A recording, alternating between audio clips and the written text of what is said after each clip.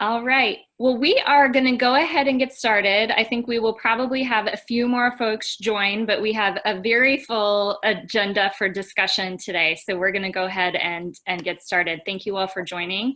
My name is Kristin Campbell, and I have the honor of serving as Executive Director of PACE, Philanthropy for Active Civic Engagement. Before we get started, I have a couple of quick obligatory housekeeping notes.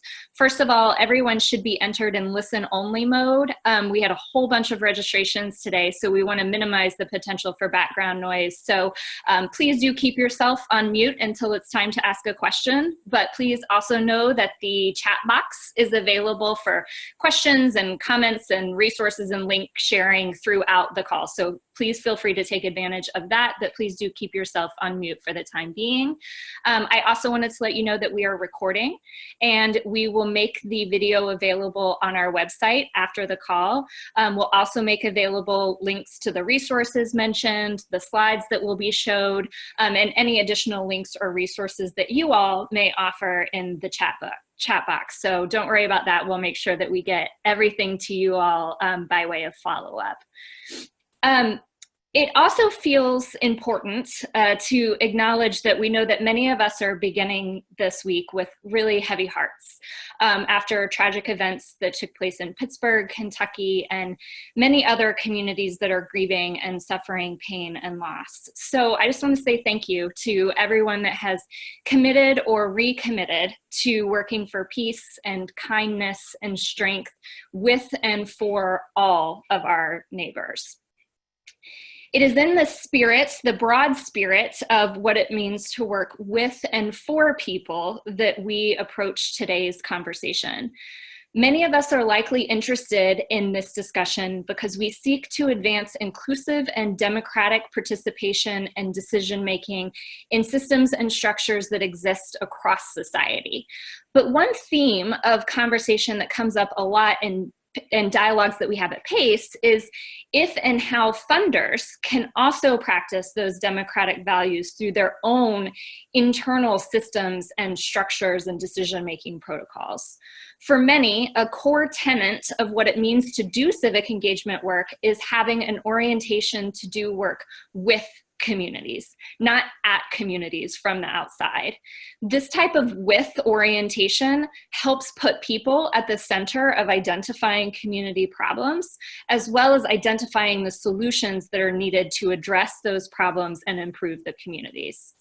I should probably back up and say, for the benefit of those on the webinar who may be learning about PACE for the first time, PACE is a membership network of foundations and funders that invest in civic engagement and democratic practice, broadly defined. Our members are very diverse in terms of size and type and structure, focus, geography, really across the board. But they do share a belief that brings them to the table at PACE. And that belief is that America will be healthier, more successful, more productive, and more resilient if our democracy is strong, and if the office of citizen is treated as central to how democracy functions. So while our members, we've got about 50 members, and while they take very different approaches to their work for many different reasons, a handful of our members have been experimenting for some time with the idea and practice of participatory grant making in various ways. This includes the Ford Foundation, who we'll hear from today. Then Ford has commissioned a paper and some thinking on this topic to help advance understanding and exploration around it from funders peers. So with this webinar, what we wanted to do at PACE was see what we could contribute to this exploration and understand if and how participatory grant making may benefit and further the impact of communities, of philanthropy, and of democracy itself. So we're pleased to be in partnership with Ford, with GrantCraft, and with Philanthropy New York for this discussion. We have 75 minutes total today, and in just a minute, I'm going to turn it over to Narain from Ford to share a little bit more about their interest in this topic and why it was important to them to commission a paper on it. Narain will be followed by my longtime friend and colleague, Cindy Gibson, who wrote the paper for Ford and has been championing championing citizen-centered civic engagement for years, as well as Jen and Serena from GrantCraft, who have a new guide out on the topic. So we not only want to talk about what this is and why it matters, but also our friends at GrantCraft are going to give you a little bit of a sense of how to actually think about it. And then to help bring that to life and hear some real stories of what it means to practice this, we'll hear from Katie at the Wikimedia Foundation, who works both nationally and internationally, as well as Caroline from longtime PACE member institution, the Robert R. McCormick Foundation, which has recently started a participatory grant-making effort in Chicago. Then we will open it all up for questions, and we will make sure we adjourn by 3:15 Eastern. So with all of that context to help set the stage for us, I'm pleased to turn it over to Nuran, who is a program officer in the Office of the President at the Ford Foundation, to help kick off our discussion today and set the stage for us. So take it away. Oh, you're muted. You're on mute. See, taking seriously the muting request. Thanks so much. Fantastic. Okay, good. I hope you can hear me now. Yes. Great. Fantastic. Well, Kristin, thank you so much. And thank you all for having me. I'll be very brief, and I'm excited to learn myself in this conversation. It's really a pleasure to join the webinar on one of my favorite subjects, participatory grant making, and how a wider range of funders can learn about it and explore practicing it. My name is Nuran Khan, and I'm the program officer in the Office of the President here at the Ford Foundation, and my colleague, Chris Cardona, who is the program officer for the Office of Philanthropy, for the Philanthropy portfolio, actually commissioned the research into participatory grant making that we'll be discussing today. The Philanthropy portfolio seeks to build an enduring capacity to advance diversity, equity, and inclusion, or DEI, in U.S. philanthropy. To that end, we do think a lot about the relationship between internal and external practice. Kristin, as you mentioned, democracy funders are often thinking about their own practices and how democratic they really are. And I think the same really applies for DEI funders. We find ourselves asking the question, how diverse, equitable, and inclusive are our own grant-making practices? In the context of our grant making, we center the voices and leadership of those most affected by inequality. For example, we work with organizations seeking to end mass incarceration that are led by those who are formerly incarcerated, or networks of environmental defenders in the global South that are led by Indigenous people who live on biodiverse lands. But it is worth asking, are we centering the voices and leadership of those activists in deciding where those grants go? And if we did that more, would it make our work better, and in what specific ways? It is with those questions in mind that my colleague Chris Cardona commissioned Cynthia Gibson to write the paper last year, Participatory Grantmaking, Has Its Time Come? And we contributed to the GrantCraft guide that's the focus of the webinar today. Because ultimately we think that funders should improve their practice based on learning, and that's what we're seeking to do with this work. The reality is that sharing power isn't always easy, even when you actually want to do it.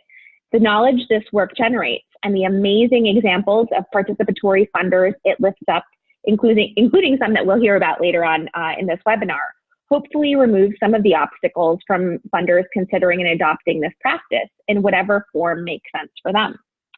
For us, so far, we focused on supporting funds that are operating in a participatory manner, such as the Transforming Power Fund in Detroit, which was designed by grassroots community organizers with a community governance model.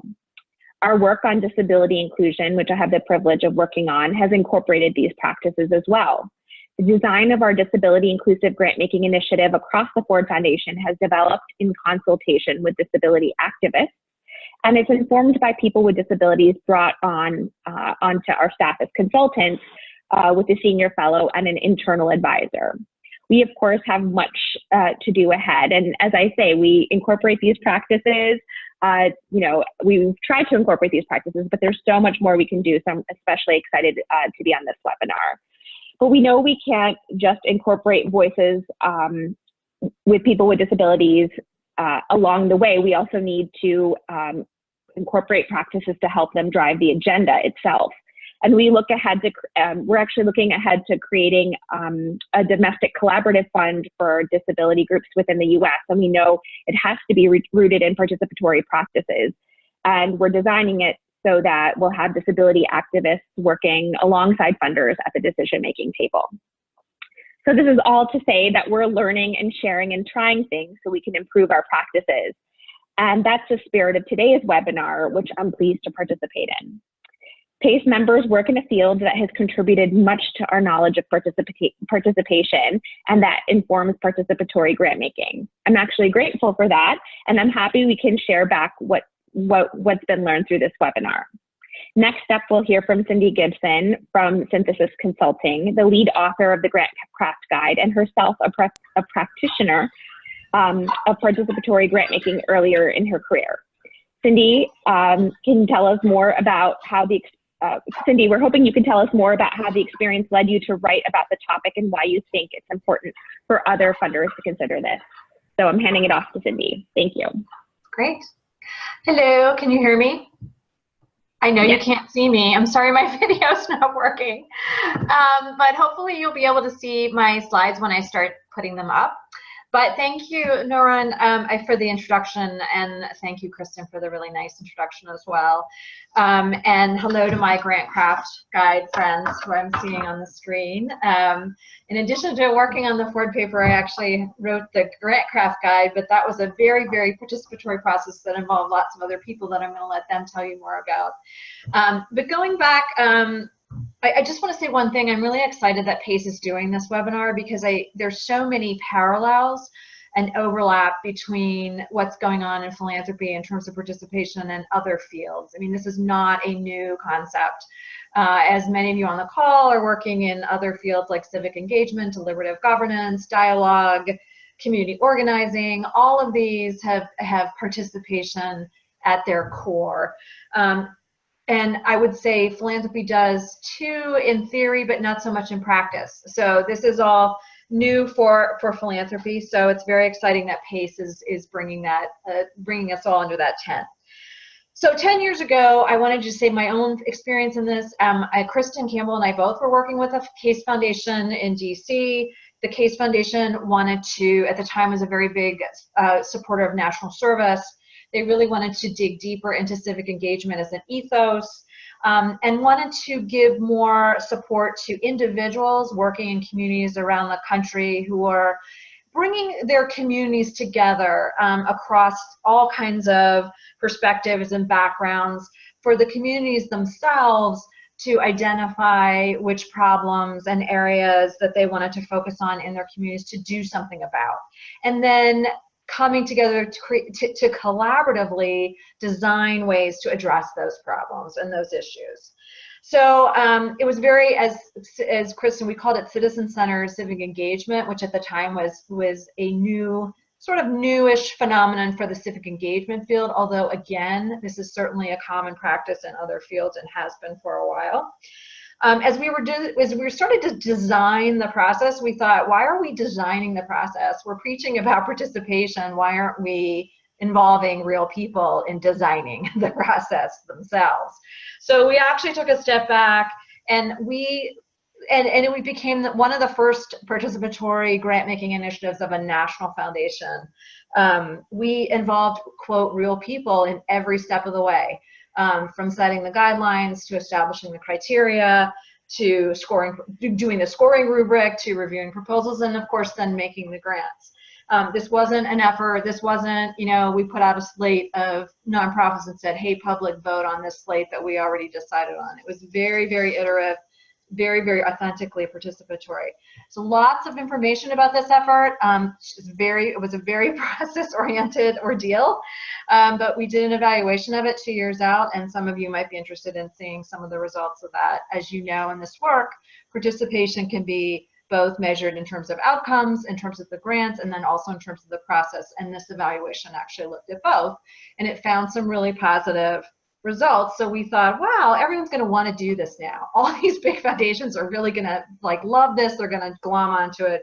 That wasn't the case. But at the same time, we started hearing about and seeing a growing movement with smaller foundations like those in the Community Foundation Network. CF Leads is one of those networks, and grassroots grant makers.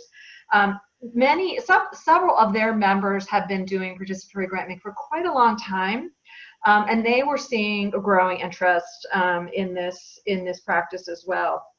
And then outside of philanthropy in the larger world, the world was changing and technology was coming around and giving everybody the chance to be a philanthropist through things like giving circles and donor platforms and donation and philanthropy apps and those kinds of things. So we started to think, if we're going to embed participation across philanthropy in the larger field, not just these sort of pockets, but can we embed this as a standard practice? What do we need to do? And one of the first things we thought of, well, we need to get a big foundation to take up the mantle on this and to really promote it among particularly their peers in the field. And so when Ford approached me about it, I was very excited, and I thought, this is great. They really wanted to look at what is going on out there. Is this really, is this sort of a shiny new object, or is it really for real? What are the trends? And more importantly, what can foundations and grant makers like Ford and others do? Can they do participatory grant making? And we all know that there are challenges with bigger foundations with that. Bureaucracy, some have living donors that are not going to see control about making decisions about grants right away or ever. And I think the biggest reason is that most large and international national foundations and grant makers don't really have direct access to a participant, quote, pool, unquote. So what they said is, well, we can actually then, we can start by helping to build the field and the practice. So they commissioned this paper to pull together a bunch of strands around, number one, articulating a philosophical and theoretical base for the field. Every strong field needs that. And then number two, what's the definitions that are floating around? Is there a shared vocabulary? What do people think about when they say participatory grant making? Number three, why should funders and people in philanthropy care about this approach? And then number four, is it possible to pull from other fields who've been doing participatory work for quite a long time and apply them in a way to create a new framework for philanthropy? So first, let me see if I can get my screen up. Can you all see that? Yep, okay. Yep. So first we wanted to deal with the definitional issues, our favorite topic. It's actually no more than an academic exercise, as anybody who knows, who's done field building. Those of you particularly in the civic engagement arena know how really difficult it is to come and land on definitions about stuff that's so process oriented and nuanced. So we looked at how are people looking at this practice. So we found a couple views. The first view was it's one of several kinds of participatory philanthropy, which was sort of seen as the umbrella. And if you look at this, there's different ways that and I'm using the word peers here, but when we say peers, I'm referring to non-grant makers. That non-grant makers can sit on boards, they can create strategy, and they can also help make grant-making decisions. Other people saw it as one kind of participatory philanthropy, but it was representing, it's like a higher level. It was a hierarchical kind of view that was the most sort of evolved practice. And again, those of you in the civic engagement world, I remember years ago, and Kristin will remember this, we used to have huge debates about whether young people engaging in politics or political organizing was a more, quote, sophisticated way of being engaged than service and volunteering. There was a huge debate about that, and I see reflections of that a little bit in some of this. But the third one is that participatory grant making is different from participatory philanthropy because it involves money, and money is power. And that makes it a very distinct practice, and because this is all about ultimately ceding power, and when you do that, it does make it is sort of where the rubber hits the road. So there is I think you'll hear from Jen and Serena talking about the participatory grant makers who have deep experience with this. They really see this as something unto itself. So then our next thing was, okay, so we have some idea about that. So So what are some of the frameworks out there we can pull from? And so these are just some examples we pulled together. These are some of the more well-known ones. I'm sure some of these are familiar to you. The one on the right is what CF Leads is a community foundation network put together a couple years ago. Sherry Arnstein's is very familiar to community organizers. And then the International Association of Public Participations is one. And if you look at all those, they pretty much boil down to these 4 components that we put on this. It's a very baseline framework, with starter framework. This is not written in stone. It's very, very new, and we encourage people to look at it and iterate and give feedback. But this is what we came up with, and I'll just quickly roll through these. 4 different components to this framework. Number 1. Is informing. We're calling it informing or telling or receiving. And that is basically one-way communication that we're all pretty much familiar with, very traditional. Foundations, and I'm using the word foundations, but donors, foundations tell, non-grant makers receive. And those are things like foundation websites, grant guideline announcements, 990 forms, and that sort of thing. Second component is consulting or input or feedback or asking. So consulting, again, is more one-way communication where grant makers listen and non-grant makers tell or inform. The thing about this piece is that there's no guarantee that peers' input will be incorporated into whatever plan or result comes out of the process. The third component is we're calling it involving, which is more of a discussion and an influencing process. And this is a two-way communication between grant makers and non-grant makers that allows them to hear and discuss and understand different perspectives that different people may hold about a process. The discussion tends to be more substantive. I think you would talk to the feedback people, they would probably say something about feedback loops. This is where you come back and you take grantees' feedback or non-grant makers and you come back and say, here's what we did with it, what do you think?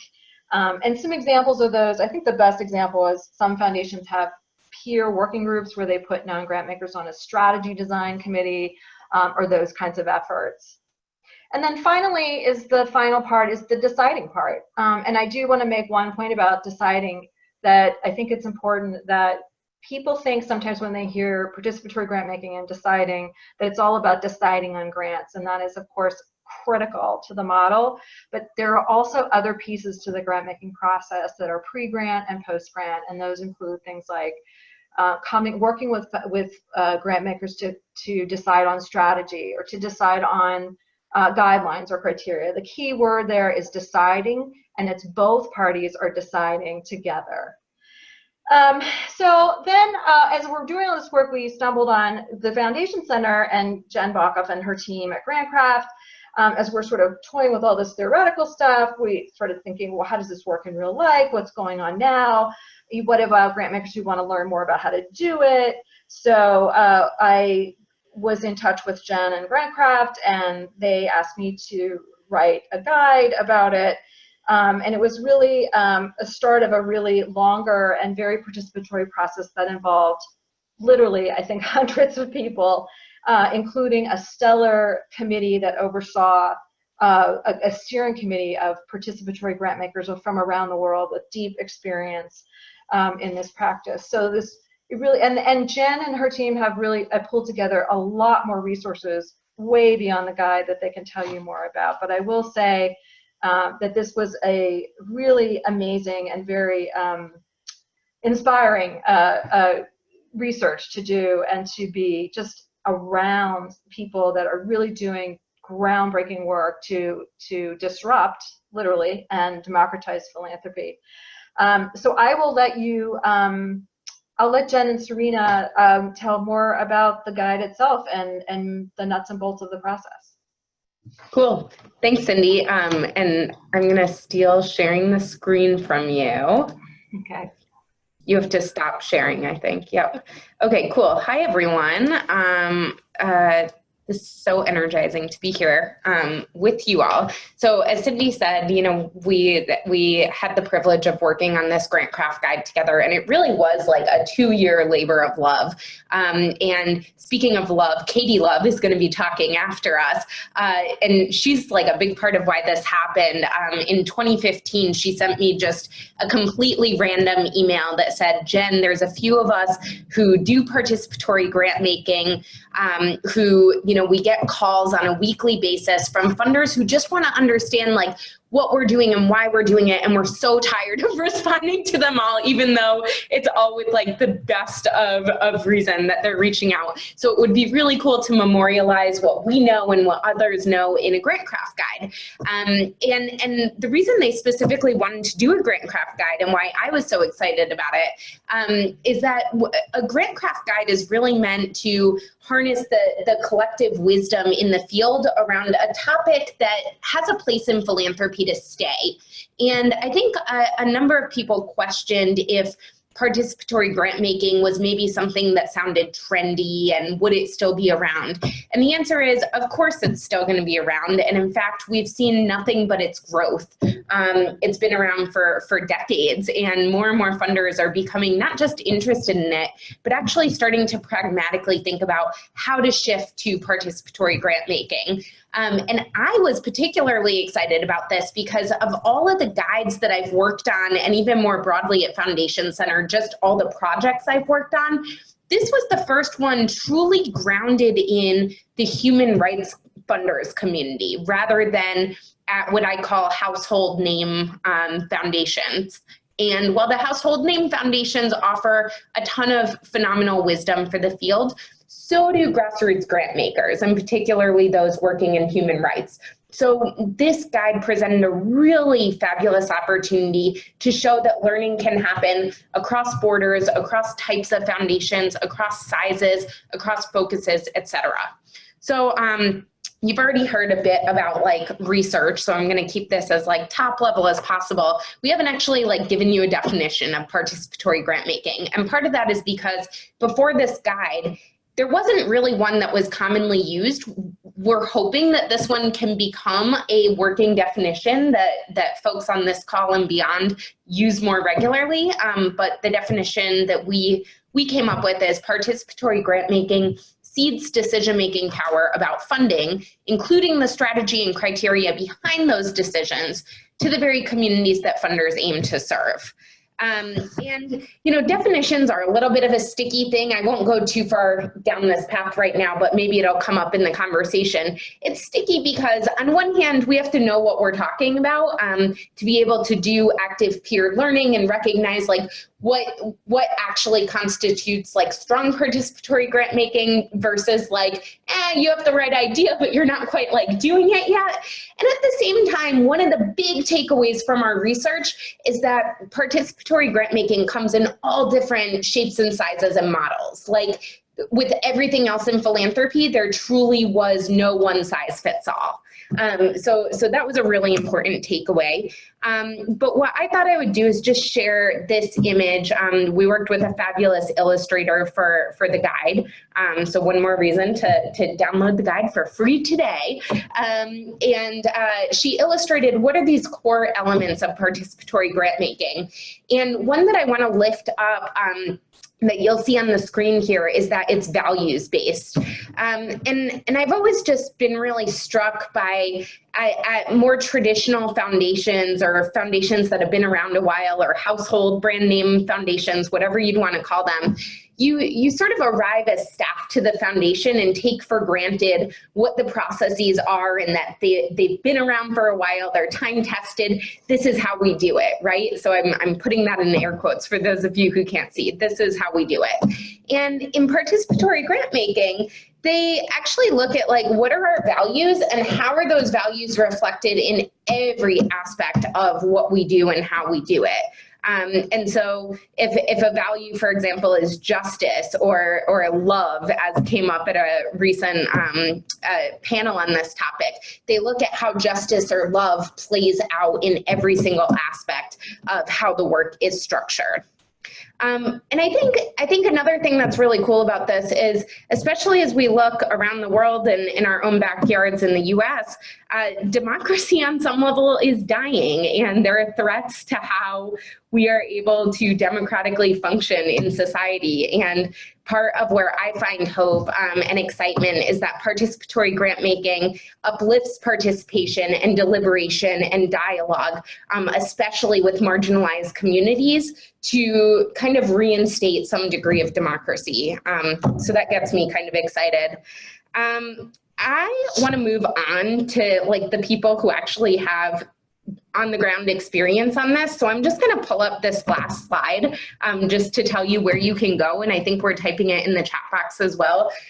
We've basically developed a whole suite of content. So we wrote this guide with Cindy's leadership, but we also did a bunch of videos and something that we're calling the mechanics, which is like actual like brass tacks of how different foundations participatory grant making processes like manifest. So it has everything from like, what does it cost to get a translator for these documents, to like, how many times do we meet every year, and how do we do a needs assessment?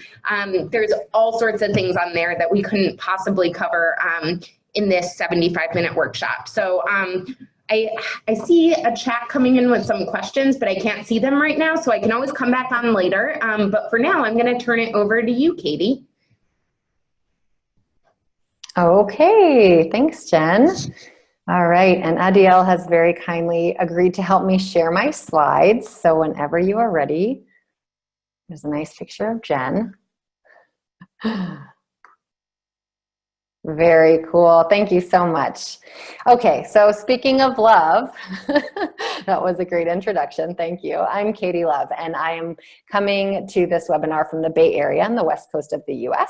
I serve as the Director of Community Resources, which is our grant making portfolio at the Wikimedia Foundation, and I'm deeply passionate about this approach. So it's really cool to be able to tell you a little bit about how we do this at the Wikimedia Foundation. Next slide, please. So you've probably heard of our little website called Wikipedia, but you may not know that it's run by a nonprofit organization called the Wikimedia Foundation. We run Wikipedia in hundreds of languages and also several other free knowledge sites. And I wanted to start by orienting us. We talked about values. I wanted to orient us in our vision statement, which is imagining a world in which every single human being can freely share in the sum of all knowledge. So we believe that information and knowledge should be available to all, and that it is alive, and that its greatest value lies in participation, engagement, and use. Next slide. So our role at the Wikimedia Foundation, we have many roles. We run the servers, we operate the technology, we build features for readers and contributors to our project, but we also support Wikimedia volunteer contributors around the world.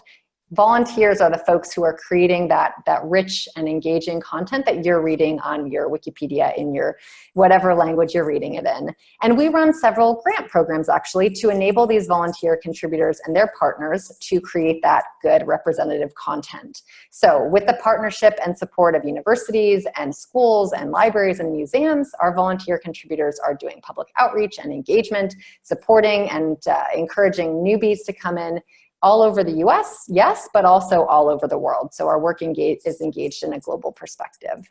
Next slide. So that brings us to our participatory grant making. This photo here is a picture of one of our participatory grant making committees that has done fabulous work on behalf of the Wikimedia movement for free knowledge. And at its core, to us, participatory grant making means giving people the power to make decisions about grants. Our processes have been designed to reflect the Wikimedia ethics and values. Next slide. Like Cindy already mentioned, we begin with this as well. The inspiration comes from the slogan from the disability rights movement, nothing about us without us.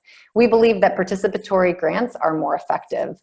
But beyond that, we truly believe in this paradigm shift in how we work with grantees as agents of change. The process itself is in fact part of the impact. Next slide. So there's a few key principles here for us. One is that decisions about grants are made by those who are affected by grants. Another is that we invite and ensure that there is a broad representative, or there's a broad diversity of folks collaborating in this work. and that there is transparency in decision-making and in everything. Next slide. I'm going to briefly tell you about some of these. It's kind of a scary photo. Transparency is a core value of Wikipedia and of the Wikimedia movement. And every proposal, every report, every decision is made available online on Wiki for anyone to see. Next slide. Of course, we invite participation. So anyone in the world is invited to review the documents, to ask questions, to offer comments, feedbacks, to suggest themselves or someone else to participate in these committees and engage with us in these grants decisions. Next slide. We share power. So Wikimedia community representatives through these participatory grants processes have been making strategic funding decisions about tens of millions of dollars, making thousands of grants to tens and tens of countries over the last 10 years or so. Next slide. And we believe there's an important function around accountability here. Not only is ensuring community representation in the decisions about funds a function of accountability, but also we do several other things to ensure we remain accountable to our movement. We conduct surveys after our rounds of funding, not diversity yet. We ask what we did well, we ask what we didn't do well and what we can improve. Sometimes we hear about things that we need to change. Sometimes they're even a bit painful, and that's all part of accountability. We also have an appeals process and a complaints process and even an ombuds person in one of our programs who can investigate complaints. Next slide. Funders often speak about wanting to increase diversity in institutions and grant-making processes, and it's very clear to me that participatory grant-making opens up this pathways. Just like on Wikipedia, it's critical to have perspectives and knowledge from various backgrounds, geographies, languages, and genders. We believe that to be true in the funding realm as well. And to that end, we want to ensure that there's folks from various backgrounds and geographies and genders making decisions about the funds. Next slide, please. So it's true, these values all come from our participatory approaches on Wikipedia, and they're very, very integrated and meshed. Participation, transparency, and openness are all the Wiki way, and we've made tens of millions of dollars of grants this way all around the world. But we are not alone, and today you'll be hearing from me and a few others about this approach, but there are many more of us doing this work, and here are a few photos from some of the other funders who are leading the cutting edge. The Disability Rights Movement, Disability Rights Fund, and other funders all over the world like the Young Feminist Frida, the Young Feminist Fund, UHI in East Africa, the Red Umbrella Fund, and many others are leading this very important work. Next slide.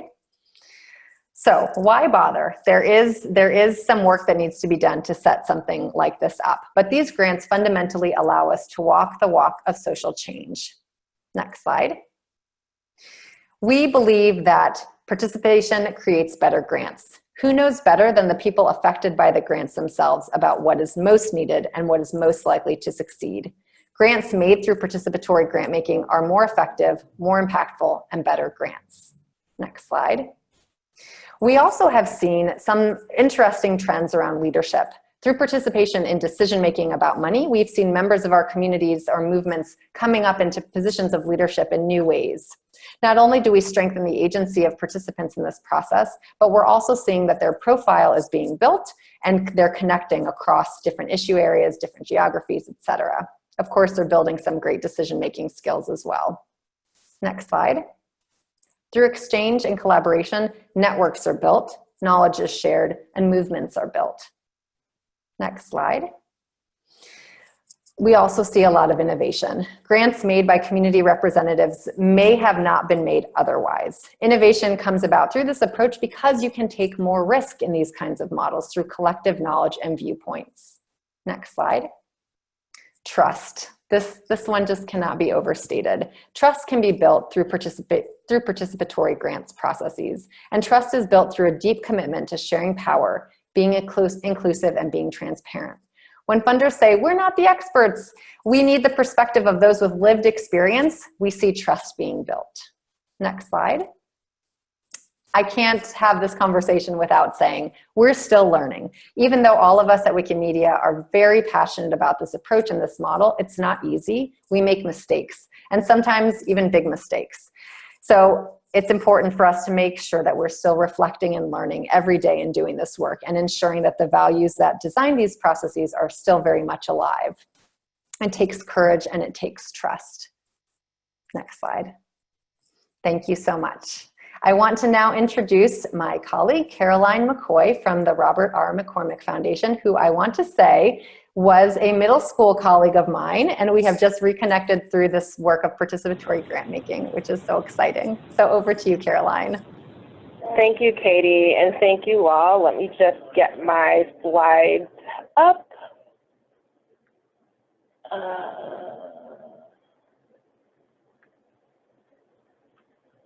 All right. Thank you, everyone. Good afternoon. My name is Caroline McCoy, and I'm a program officer at the Robert R. McCormick Foundation in Chicago, Illinois. And I wanted to thank PACE for inviting me to be a part of this webinar and share a little bit of the work that we're doing with participatory grant making in one of our community-based initiatives. And so before I jump into the work of that work, I wanted to share a little bit about the foundation. The Foundation's mission is fostering communities of educated, informed, and engaged citizens. These are communities where democracy is strong and families and children have opportunities to be successful. The Foundation focuses on a number of issues, including early childhood education, restorative justice, civic education, journalism, good government, and veterans. And through these initiatives, the Foundation has made significant investments throughout the Chicagoland area. In 2017, we awarded 776 grants, totaling nearly $90 million. So one of the things that we did in the most recent years is we started making investments into place-based initiatives. One is in Little Village, which is a predominantly Mexican-American neighborhood in Chicago, and then one in Englewood, which is the African-American neighborhood on the south side of Chicago. And that's the work that I'm currently leading for the foundation. So as I'm going through the slides, I wanted to point out some of the pictures that you'll see in the deck. And these are by one of our community partners. Her name is Tanika Johnson. She's a resident, an activist, and these are pictures of residents of Englewood. So each of these two communities are working on quality of life plans, which are large community-driven strategies and goals that are being created by the community. And in Englewood, the community identified 5 large areas that they want to work on to really help Englewood continue to thrive. So they're working on strategies focused on youth education, jobs and economic development, housing, health and wellness, and public safety. Each of these big issue areas are being supported by a task force that is comprised of residents and stakeholders, and they are carrying out all of the strategies for the goals that the community wants to meet. And so McCormick is currently involved in a few initiatives and are making the following investments. One, we're supporting the staff positions of the backbone organization that's really helping to implement and drive the work through the various task force groups. We're also involved in an evaluation project where we've contracted with 2 evaluators that are helping each of the task forces track data, provide some technical assistance around that, and then also evaluate the overall QLP work. We're also doing a capacity building initiative where we're working with 13 nonprofits in Englewood to help build their organizational capacity, but also their leadership capacity. And then finally, we're working on Impact Englewood Fund, which is our joint grant making fund with the community, and I'll talk about a little bit later. So our approach in the community is truly rooted in the belief that our partners are content experts. They know what fits best for the community, and our role really is to support community-informed and driven strategies, goals, and plans. And we're incredibly mindful about the way that we show up as funders in the community. So when I'm in the community, I'm constantly thinking about the way I'm showing up. I understand that I'm a guest. The community is leading and driving conversation. My goal is to be incredibly transparent about my work, and I'm open to feedback and also seek to be a collaborative and inclusive partner. So the Impact Englewood Fund. So this, initially there was a program director here at the foundation who wanted to talk to the community about doing a joint grant making fund. And this was really rooted in a partnership model that my grant making program sort of operates here at the foundation.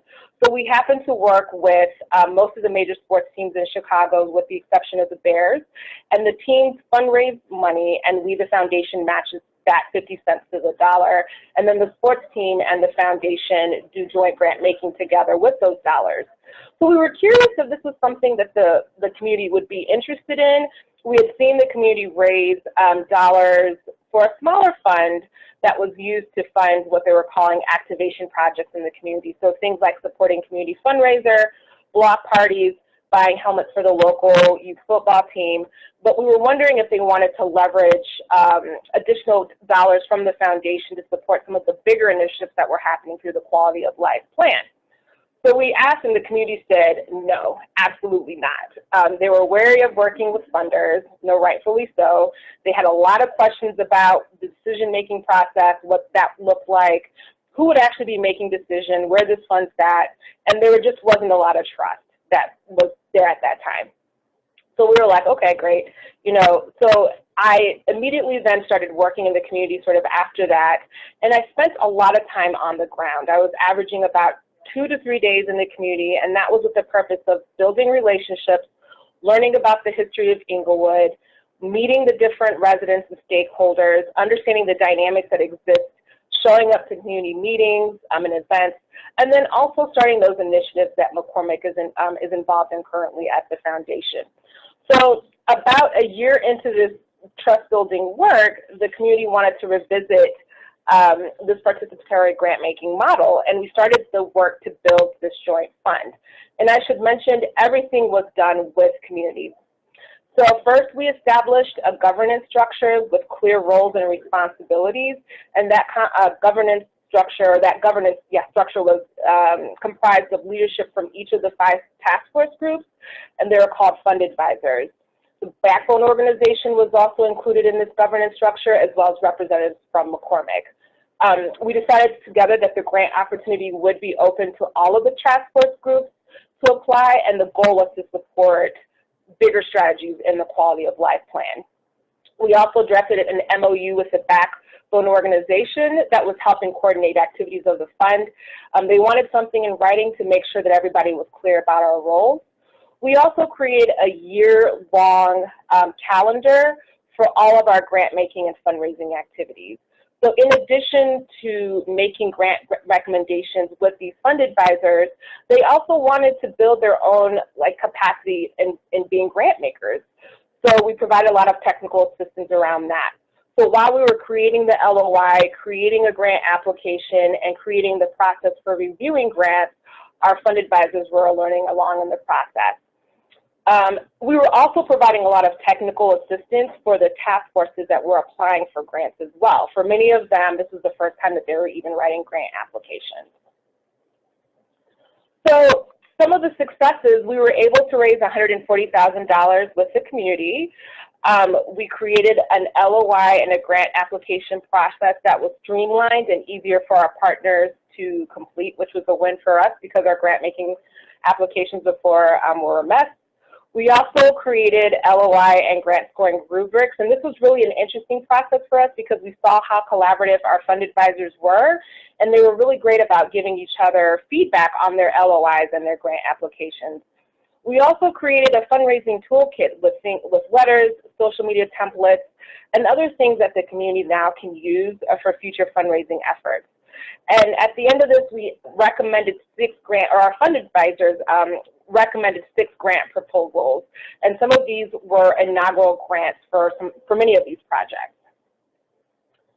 So some of the things that we learned, one, trust building, as Katie said, is cornerstone for all of this. As I mentioned, I was spending a lot of time in the community, and without that trust, I don't think we would have been able to really get this fund up and running.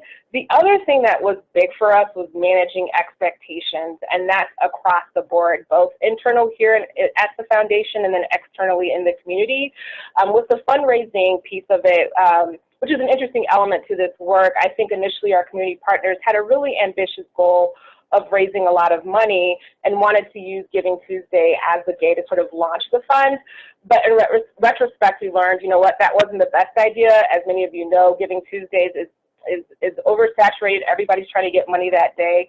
So we weren't able to raise as much money.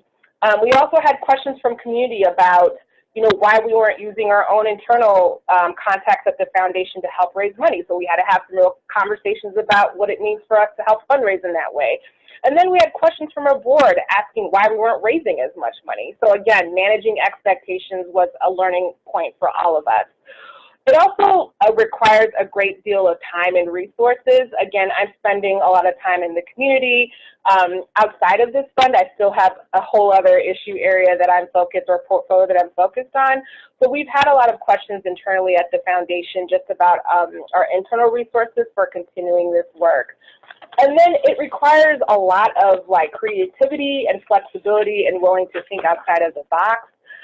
So for example, on the day that we were supposed to be making decisions for our grants with our fund advisors in the community, we ended up having to do it in 2 separate meetings because our fund advisors are, volunteers, they have jobs, and so we had to come up with a decision-making process in 2 different meetings.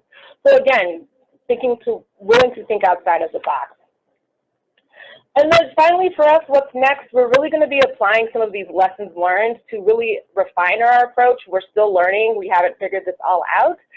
One of the things that we're really thinking about for next year is building a plan for developing and implementing a sustainable fundraising plan. So, we are kind of going back on fundraising. It was a lot of work. The community liked it, but it also takes a lot of technical assistance and support to do that. So we're trying to figure out what's the best balance for the community and for us. And then also determining the human capital needs for continued and long-term success. Again, a lot of time is needed to build trust. Does it make sense to maybe bring a consultant to help, someone that's from the community to help sort of do a lot of this work? So still a lot of questions, but at the core of this, we're just really excited that we've been able to do this work.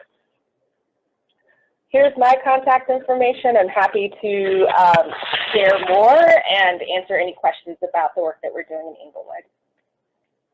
Thank you.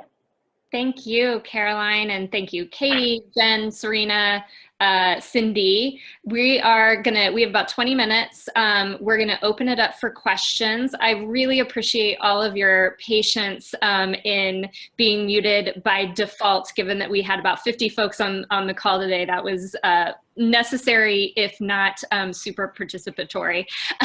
So feel free to unmute yourself if you have a question that you would like to ask, or feel free to send it in to the chat box and we can raise it on your behalf. So I'll give a second, and then I have a question if nobody chimes in, but I want to allow folks to chime in if you like. So I'll give it a second.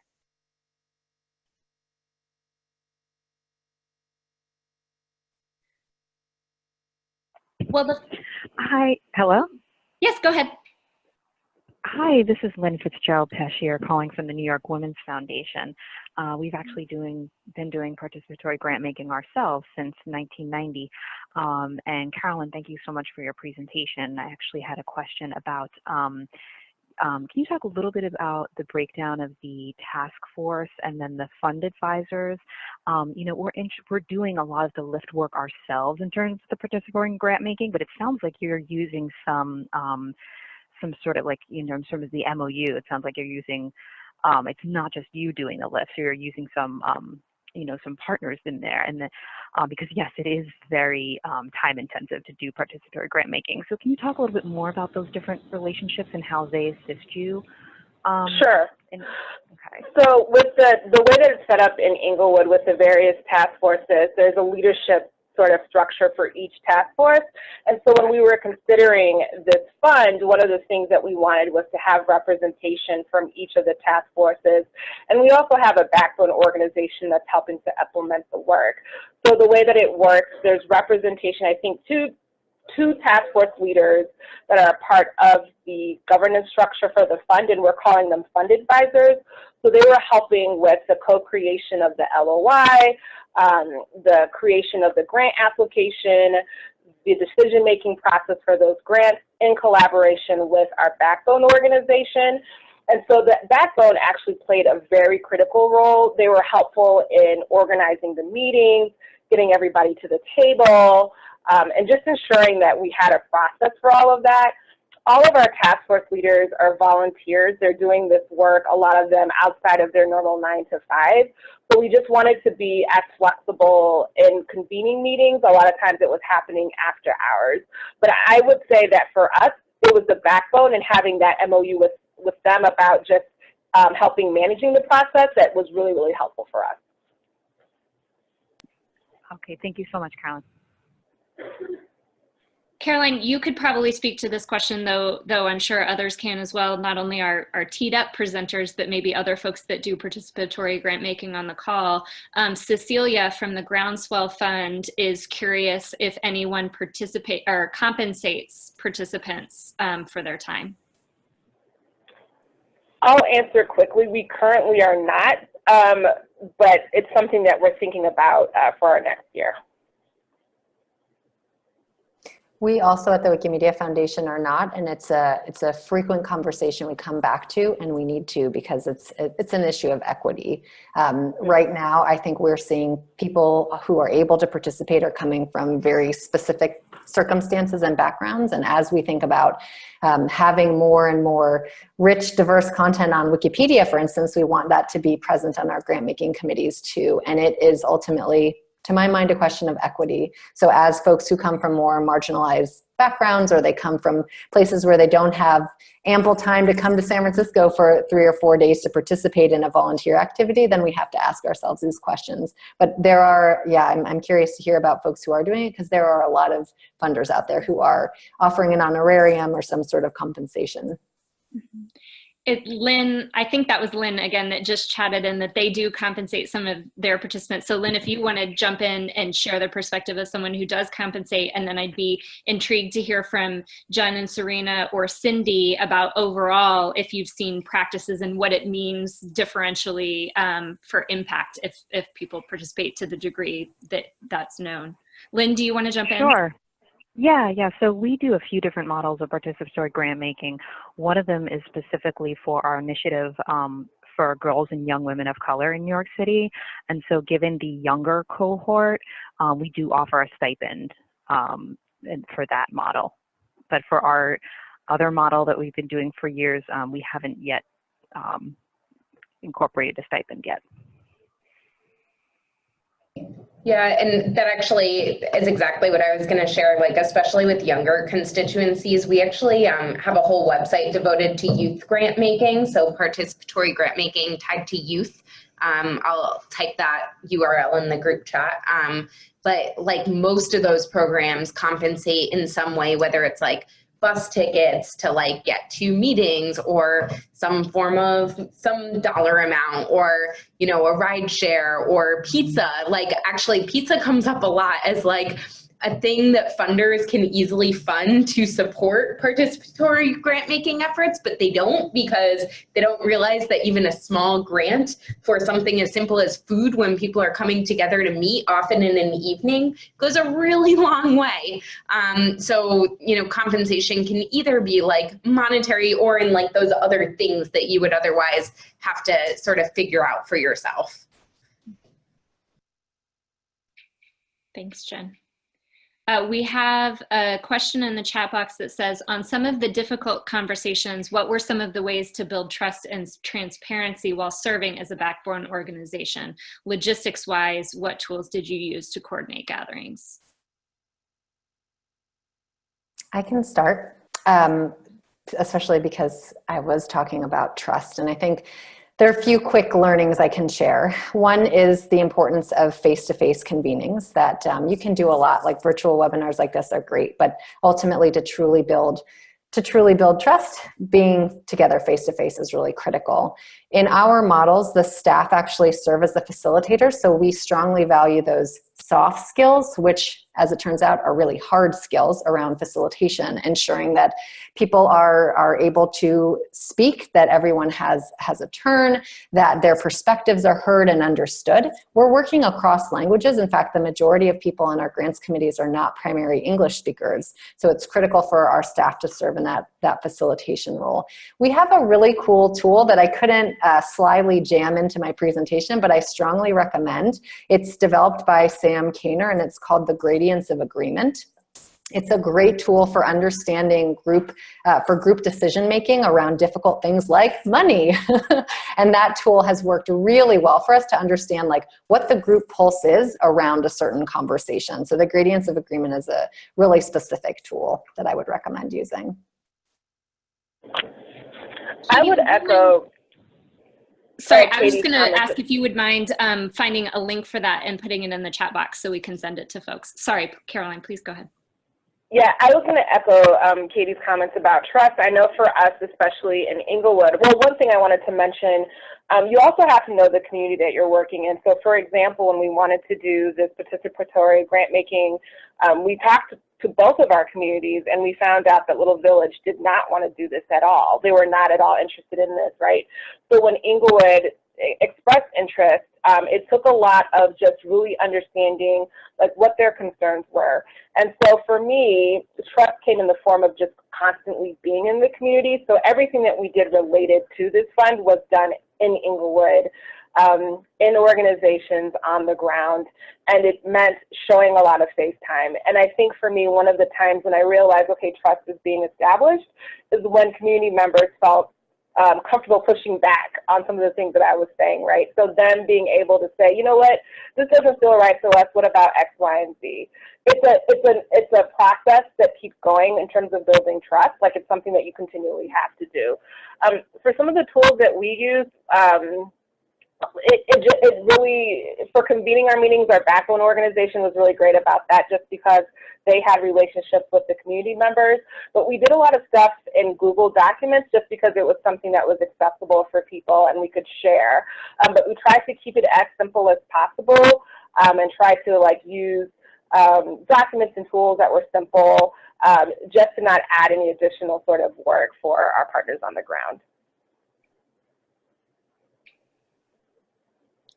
Yeah, and I think that in terms of logistics, yeah, finding a time and a place and a way for everyone to get together, that's not easy. There's no magic tool for that. But doing it with humility and understanding that people are coming from very, very, very different, you know, they have different life schedules. Maybe they're working in different languages, living in different places than you are. The staff, I believe, is a great resource that you have as a foundation to be able to say, okay, we'll take on the burden of conducting 1 million doodle polls, or we'll make phone calls to everyone. We'll ask them what their limitations are. We'll ask them what their barriers are. And we'll make sure it's as conducive to participation as possible. Because ultimately, if folks feel that their time is respected, that they are being assisted to be able to get there, that showing up is worthwhile and will be valuable to them, then more likely they will.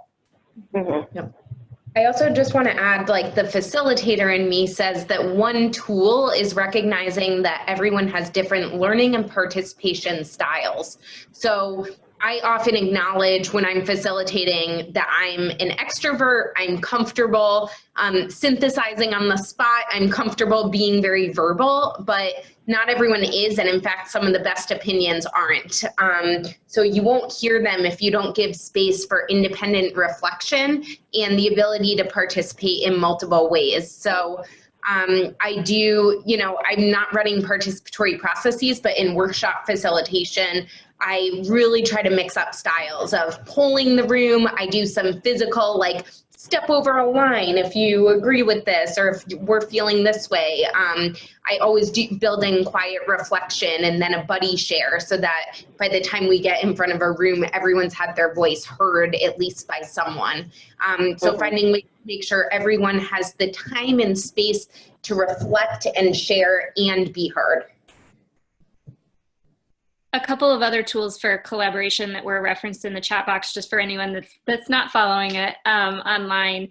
Flux as a way to review and score proposals for the advisory committee.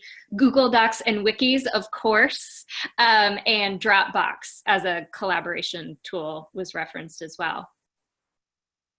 Other questions?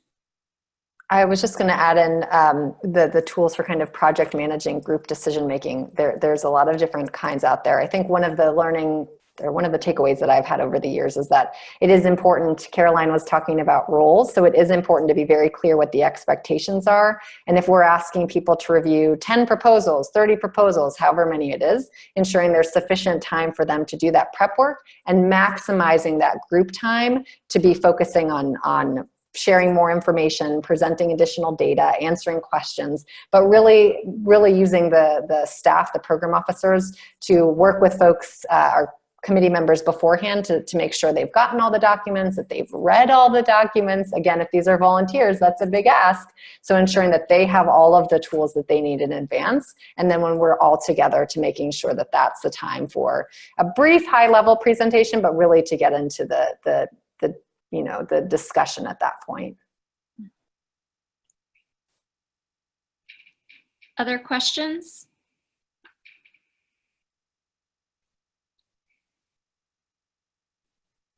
It strikes me, and Cindy, you started by talking about the fact that this is one of several kinds of participatory philanthropy. So I wonder if you could share a little bit about how some of those are different, and how boards in particular have been convinced to try or experiment with some of these models that we often hear boards are less comfortable with, and what that means for their kind of fiduciary responsibility or governance responsibility as a board.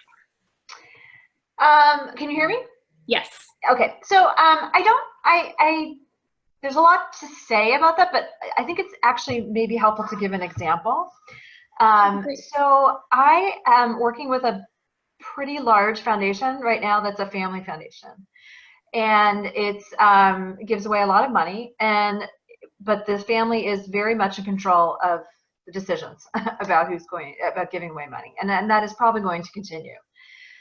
But the foundation staff and its executive director, to their credit, are deeply committed to community organizing and to participatory practice, and it's just in their DNA, the people they hire. It's actually an internal ethos in this foundation as well. Whom they hire, they look for that kind of experience. It's built into promotions. I mean, they do get it in terms of walking the talk. But they want to do more than just listening or doing feedback, or they do the GPR, grantee perception report. They want to go deeper, but they can't go all the way up to making decisions about money. So what we did is we interviewed all their program staff members and asked them what they were already doing. And they probably didn't even realize it at the time, that a lot of what they were already doing was involving non-grant makers in their work, and to a greater degree than just sort of pulling them in and asking them what they think. They have committees. These are committees that they work with and decide on. And the biggest thing, I think, is that they use intermediaries themselves that are doing participatory grant making. So if this foundation can't do it directly, what they can do is use intermediaries that do that themselves, and more importantly, make that a basis for the criteria by which they judge which intermediaries they give money to. Because sometimes foundations will say, well, we want to keep our nose to the ground, we want to keep our contacts, our connections open with grassroots organizations, so we funded this intermediary. But they don't really take into consideration, make it part of their criteria, that does this particular intermediary value and practice participatory grant making. So that is one way they've done it, and it's a really sophisticated, I would say more advanced way of looking at this practice. So all of that is to say that this report or this project is going to be presented to their trustees in the hope that their trustees can learn more about it, but then over time build that into every board meeting that they have with the trustees to talk about the approach, to maybe highlight each program area that's doing something different in a participatory way. And we actually did come up with a typology as well for that particular foundation, so that program staff and trustees can take a look at that and see sort of where they are in terms of their participatory practice. So that's just an example of, I think, a way in which to not only move boards, but to move foundations that don't think they can be moved. Thanks, Cindy. Another thing that I've heard from folks who are working within their foundations to try to bring this approach to light is that they start something small. They set the stage as a pilot. This is going to be one particular experience, and we're going to try it, and we're going to learn from it. And that has been the way I've seen a number of folks just start it, is by framing it as a pilot, wanting to learn from it, and just tackling it as a very bite-sized approach. Can I just give a plug for the GrantCraft guide? And Jen, you can chime in here.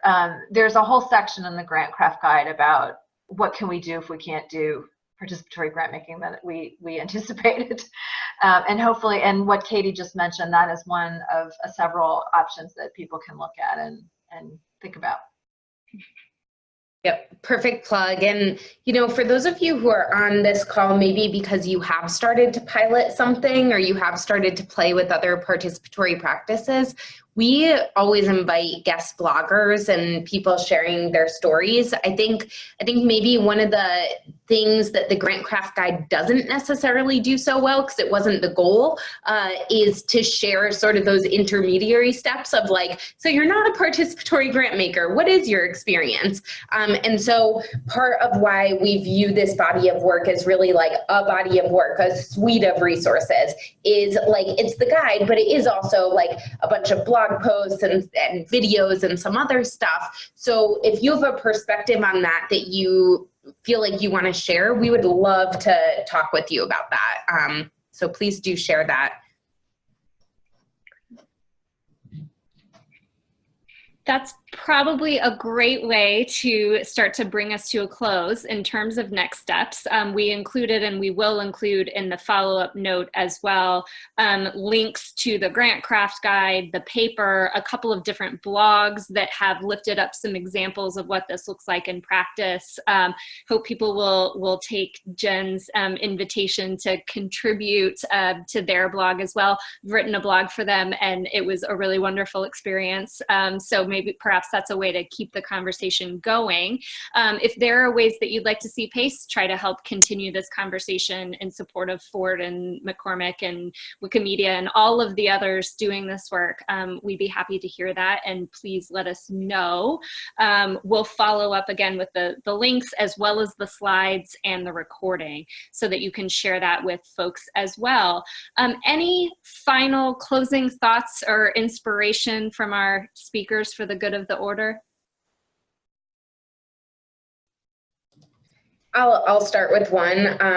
I feel like participatory grant making also brings in a phenomenal degree of accountability in grant making that sort of drives me nuts in a lot of mainstream philanthropy, where you can make a grant, you may or may not do evaluation, you may or may not learn from it. And that's sort of it by way of like mandatory accountability. When you're involving the communities that your funding is affecting in the actual grant making, there's accountability built in there from beginning to end, and it's gonna be good because of it. So I get excited about that angle among 20 other angles, and it didn't really come up. So that's my closing thought. Great one. Thanks, Jen. I think accountability was one of the words maybe in one of Katie's presentations, but that's a really important point, and a conversation that feels like it comes up a lot in the field. To whom are funders accountable, and how do we think about that? So thanks for raising that.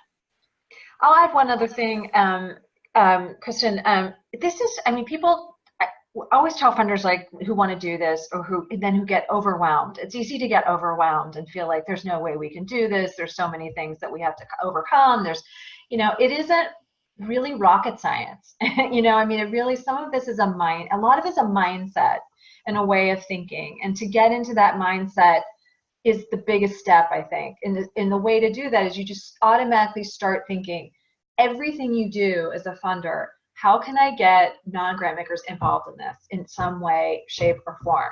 When you start thinking like that, the rest will come over time.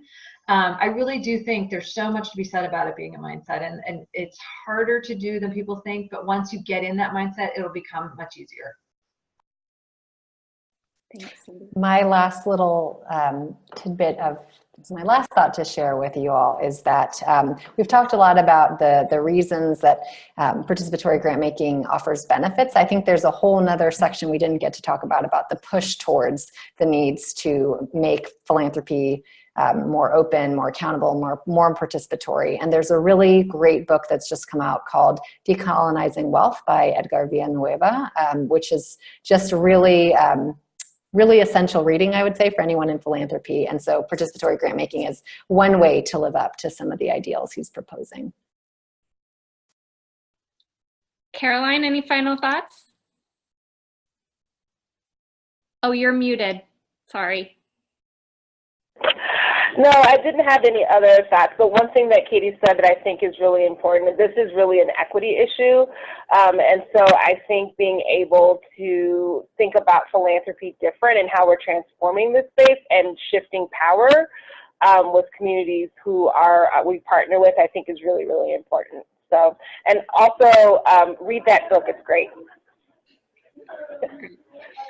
Well, thank you all so much. Thank you to the Ford Foundation, GrantCraft, and Philanthropy New York for your partnership on this webinar. Let's keep the conversation going. We'll send out the resources and the materials, and let's see where we can take it. So thank you all. Thank you to the speakers. Thank you for those of you that took 75 minutes to be on the call with us, and we look forward to continuing the discussion soon.